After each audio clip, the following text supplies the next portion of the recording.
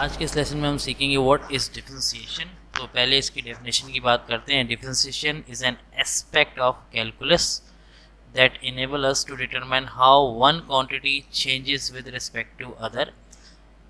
Basically इसमें हमने change calculate करना होता है किसी भी एक वेरिएबल में with respect to other variable.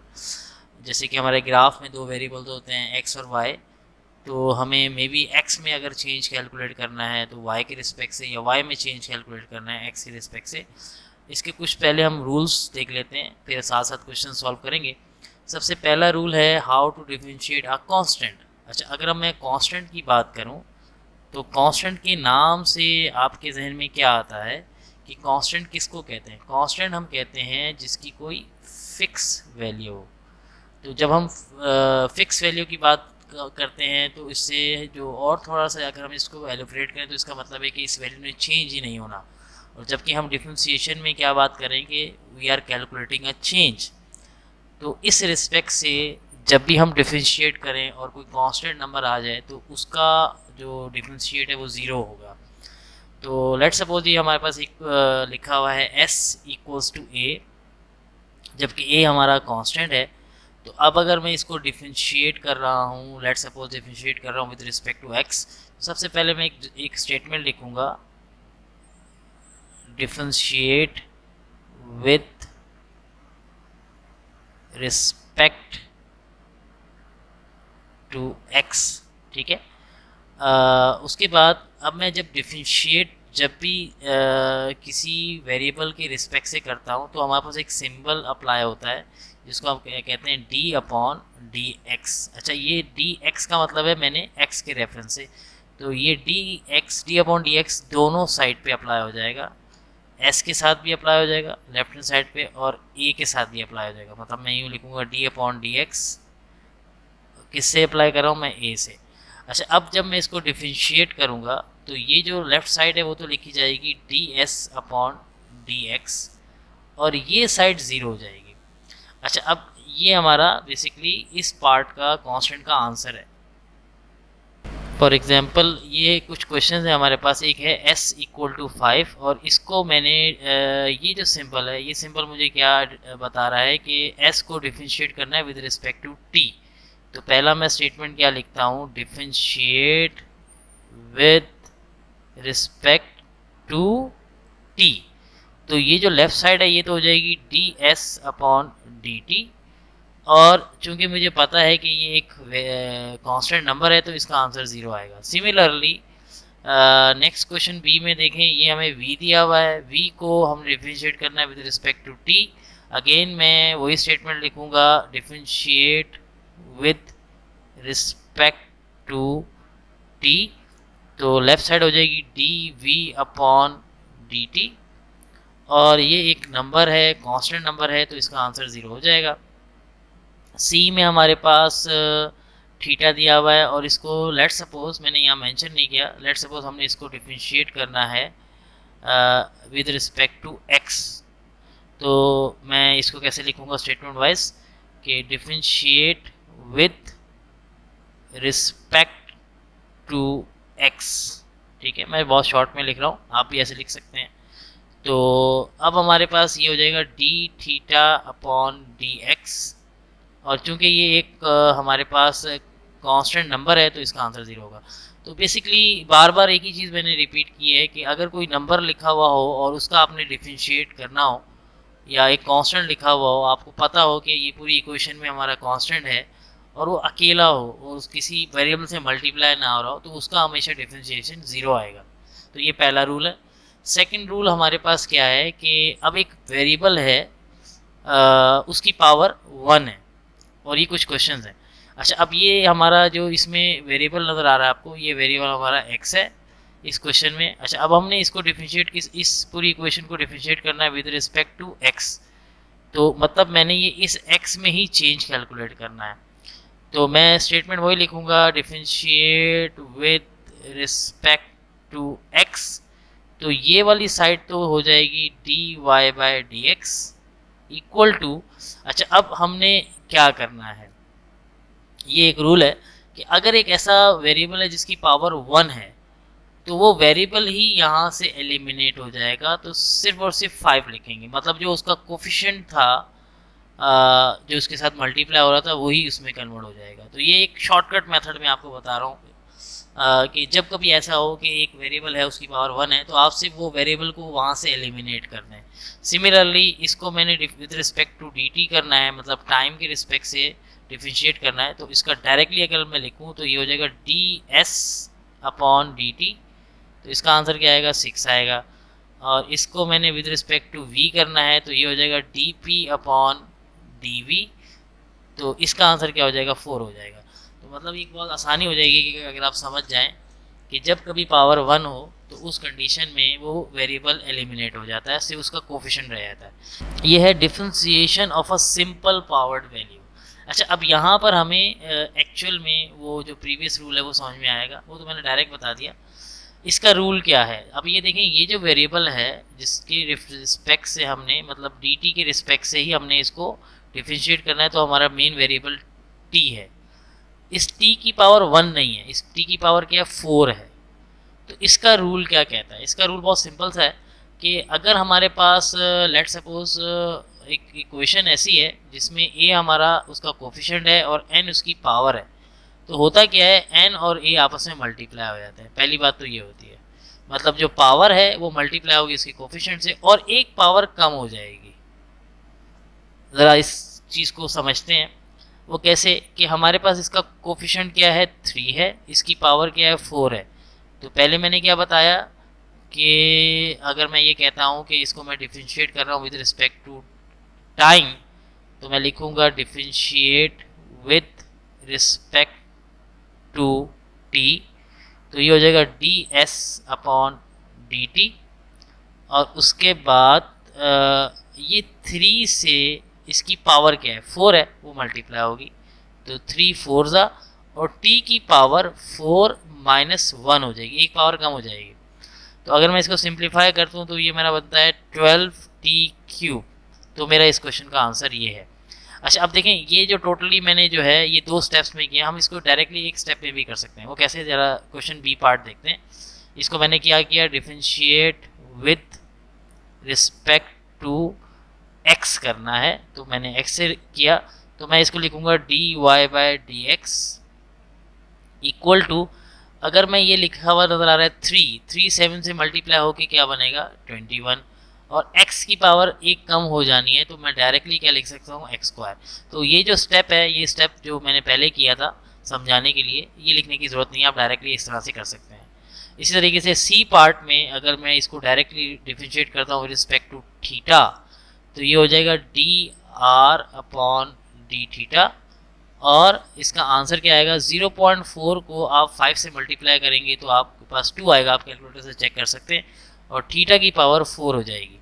इसी तरीके से डी पार्ट में हमने इसको r के रिस्पेक्ट से डिफरेंशिएट करना है, तो ये हो जाएगा dv अपॉन dr, और उसके बाद ये क्या हो जाएगा 4 3 ज़ा 12 r²।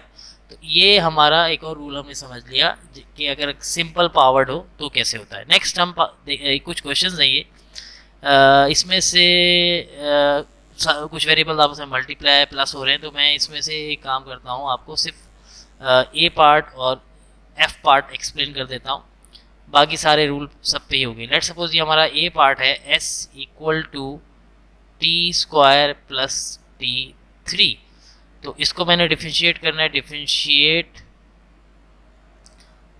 With respect to t, क्योंकि मेन वेरिएबल हमारे t हैं। वैसे क्वेश्चन में मेंशन भी होता है और ऑलरेडी मेंशन है यहाँ पर, ठीक है। तो ये हो जाएगा ds upon dt equal to, अब इसकी पावर क्या है, इसकी पावर 2 है और इसका कोफिशिएंट क्या है, इसका कोफिशिएंट अगर कुछ नहीं लिखा हो तो इसका कोफिशिएंट 1 है, 2 1 ज़ा 2, और t की पावर 2 माइनस 1 1 हो जाएगी, तो 1 लिखने की जरूरत नहीं है, प्लस ये इसकी पावर 3 है, इसका कोफिशिएंट 1 है, ये हो जाएगा 3t², ऊपर पावर एक कम हो जाएगी। तो ये डायरेक्टली हमारा इस क्वेश्चन का आंसर हो गया। अच्छा, अब इस क्वेश्चन को देखते हैं डायरेक्टली। इसको अगर मैं डिफरेंशिएट करना है टाइम के रिस्पेक्ट से, तो मैंने लिखूंगा पहले differentiate with respect to t, तो ये क्या लिखा जाएगा, d s upon D t equal to, अब ये हाफ पावर है, मल्टीप्लाई होगी 4 से, डायरेक्टली आप कैलकुलेटर से चेक कर सकते हैं, 2 आएगा। अच्छा, अब यहाँ पर जो t की पावर हाफ है इसको मुझे -1 करना पड़ेगा। अभी फ़िलहाल मैं ये मेंशन कर रहा हूँ क्योंकि पावर मेरे पास इस दफ़ा फ्रैक्शन आ गई है। नेक्स्ट हमारे पास एक और क्वेश्चन में इसके साथ का जो पार्ट है उसमें देखिए पावर माइनस है, तो ये पूरी माइनस की पावर इसके कोफिशिएंट 2.5 से मल्टीप्लाई होगी। तो -2 जब मल्टीप्लाई होता है 2.5 से, -2.5 से, तो हमारा प्लस आएगा, और +5 आएगा, आप कैलकुलेटर से चेक कर सकते हैं। उसके बाद t की पावर -2 -1 लिखी जाएगी। अब इसको सिंप्लीफाई करते हैं तो ये हो जाएगा d s upon D t equal to 2t, जब हाफ -1 होता है तो आंसर माइनस का हाफ बचता है। और इसी तरीके से ये आपका 5 -2 और -1 होता है t की पावर -3। तो इस तरह से ये हमारा f क्वेश्चन भी हो गया और बाकी सारे क्वेश्चन सिमिलर इसी तरीके से होंगे। नेक्स्ट रूल की तरफ चलते हैं। नेक्स्ट रूल हमारा क्या है, differentiation of a simple bracket, खास तौर पे उस ब्रैकेट पे अगर पावर भी हो। तो इस कंडीशन में ऐसा क्या होता है, इसमें थोड़ा सा हमें इसको करना क्या होगा, रूल वही अप्लाई होगा कि इसकी जो मेन स्टेप नंबर 1 में क्या होगा, स्टेप नंबर 1 में ये पावर जो है ये इसके कोफिशिएंट से मल्टीप्लाई होगी, मतलब ये हो जाएगा n AT प्लस b और n की पावर -1 होगी। और एक और काम भी होगा, एक और काम क्या होगा, जो ब्रैकेट के अंदर है इसका डिफरेंशिएट भी लेना होगा। मतलब मैं इसको अलग से एक दफ़ा फिर लिखूंगा, जो कि चीज़ आगे इससे मल्टीप्लाई होनी है, a b a t plus b का अभी हमने डिफरेंशिएट लेना है। तो लेट सपोज उस डिफरेंशिएट के लिए मैं एक निशान मार्क बना देता हूँ, ये एक कॉम्प्लीमेंट का मार्क बना दिया, मतलब इसको डिफरेंशिएट भी करना है। इसको समझते हैं एक एग्जाम्पल से। ये हमारी एग्जाम्पल है। इस एग्जाम्पल में हमारे पास जो इसकी पावर है वो 5 है और उसका कोफिशिएंट 1 है। तो पहले तो मैं लिखूंगा डिफरेंशिएट, हमारा मेन वेरिएबल t है, differentiate with respect to t, ठीक है। तो इस सेंस में हमारे पास ये हो जाएगा d s upon D T. यहाँ पर मैं लेट सपोज अभी फ़िलहाल डी अपॉन डी एस लिख देता हूँ और एज इट इज़ ये कॉपी कर देता हूँ, D T 3t plus 6 power 5। अब नेक्स्ट स्टेप में क्या होगा, ये जो पावर है इसके कोफिशिएंट, इसका कोफिशिएंट इस ब्रैकेट का कोफिशिएंट 1 है, तो ये यहाँ आ जाएगी। उसके बाद 3t प्लस 6 में कोई चेंज नहीं आएगा, जो कि ब्रैकेट में है वो वैसे रहेगा, और ये हो जाएगा 5 -1। अच्छा, अब आपका नेक्स्ट काम आपने क्या करना है, अब आपने ब्रैकेट के अंदर जो भी चीज़, जो टर्म्स हैं उनको डिफरेंशिएट करना है। तो मैं इसको ऐसे भी लिख सकता हूँ कि मैं ये पूरी ब्रैकेट कॉपी कर लेता हूँ 3t प्लस 6 और इस पर एक मार्क बना देता हूँ कि मैंने अब इसको डिफरेंशिएट नेक्स्ट स्टेप में करना है। अब इसको थोड़ा सिंप्लीफाई करते हैं, ये 5 वैसे रहेगा, ये 3t प्लस 6, ये पावर हो जाएगी 4। अब अगर आपने इसका डेरिवेटिव लेना है तो 3t का डेरिवेटिव क्या होगा, वो होगा 3। उसकी वजह यह है कि आपको पता है कि इस वेरिएबल की पावर 1 है, तो सिर्फ ये पावर 1 वाला तो वेरिएबल ही खत्म हो जाएगा। और यहाँ 6 लिखा हुआ है, 6 क्या है, कांस्टेंट है, तो इसका जो डेरिवेटिव होता है वो होता है 0। फाइनली जो हम इसको सिंप्लीफाई कैसे करेंगे कि 3 प्लस 0 3 होता है, तो ये 3 क्योंकि इस पूरी टर्म से मल्टीप्लाई हो रहा है, तो ये 3 बेसिकली इस 5 से मल्टीप्लाई हो जाएगा, तो ये आएगा 15 3t प्लस 6 पावर 4।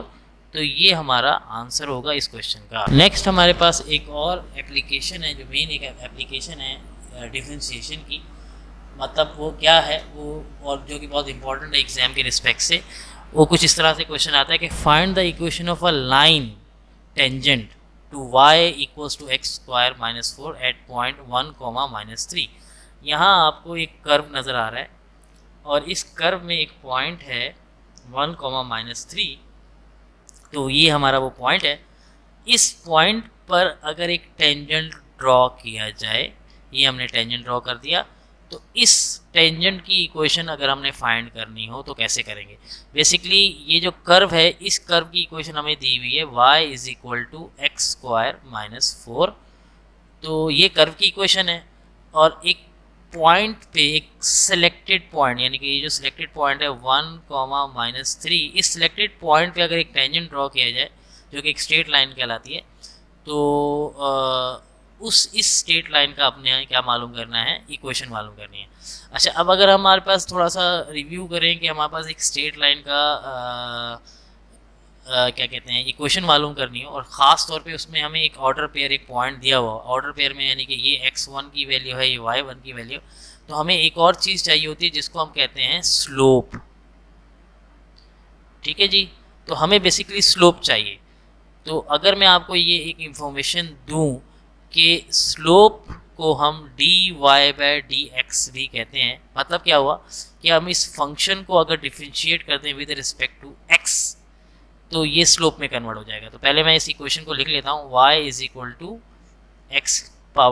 - 4। तो मैं इसको डिफरेंशिएट करूँगा, differentiate with respect to x, तो ये हो जाएगा dy/dx इक्वल टू, ये जो x² का डेरिवेटिव है, ये डिफरेंशिएट है, ये हो जाएगा 2x की पावर क्या हो जाएगी 2 - 1, अभी मैं लिख देता हूँ ऐसे ही, वैसे हम डायरेक्ट भी कर सकते थे, और -4 एक कांस्टेंट है जो, तो ये 0 हो जाएगा। फर्दर इसकी सिंप्लीफाइड फॉर्म dy/dx की जो हमारा बचेगी वो हो जाएगी 2x। अच्छा, जो हमारा ग्रेडियंट है वो तो हमेशा एक नंबर्स की फॉर्म में आता है, तो यहाँ तो ये 2 का x आ रहा है, तो एक स्टेप और हमें करना होता है, वो ये है कि हम जानते हैं कि ये पास हो रहा है, पासिंग थ्रू, ये किससे पास हो रहा है, पॉइंट 1 - 3 से।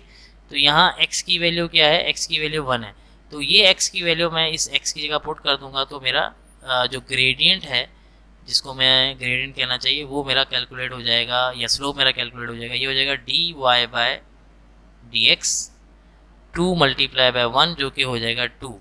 तो अब मेरे पास जो इक्वेशन है, मतलब मालूम करने के लिए अगर मैं यहाँ एक लाइन डाल देता हूँ, यहाँ पर ऑर्डर पेयर दिया है 1, -3, और जो स्लोप है जिसको हम m भी कहते हैं वो हमारा है 2। तो जो एक स्ट्रेट लाइन कैलकुलेट करने का फॉर्मूला, जो कि जिसमें ऑर्डर पेयर और स्लोप वाला फॉर्मूला, वो क्या होता है, वो होता है y - y1 = m × x - x1। अब मैं क्या करूँगा, ये y की जगह y रहेगा, y1 मेरा ये 3 है, तो ये -3 यहाँ पुट हो जाएगा, इक्वल टू m की जगह 2 आएगा, उसके बाद x1 हमारा 1 है। ठीक है, अब हम इसको सिंप्लीफाई करेंगे, तो ये जब ब्रैकेट ओपन होंगी तो ये माइनस माइनस हो जाएगा +3, इसके बाद ये जब ब्रैकेट ओपन होगी तो 2x - 2।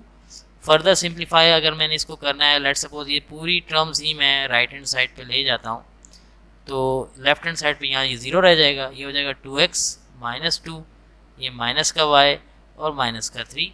फर्दर सिंप्लीफिकेशन मुझे देगी 2x और माइनस का y, -2 और -3 क्या होता है, -5 होता है, और ये पूरी चीज़ 0 के बराबर है। तो ये मेरा required equation of the tangent मालूम हो गई। ये हमारी फर्स्ट एप्लीकेशन है डेरिवेटिव्स की, कि डेरिवेटिव्स की मदद से हम किसी भी कर्व का किसी भी पॉइंट पर ग्रेडियंट मालूम कर सकते हैं। Thank you class.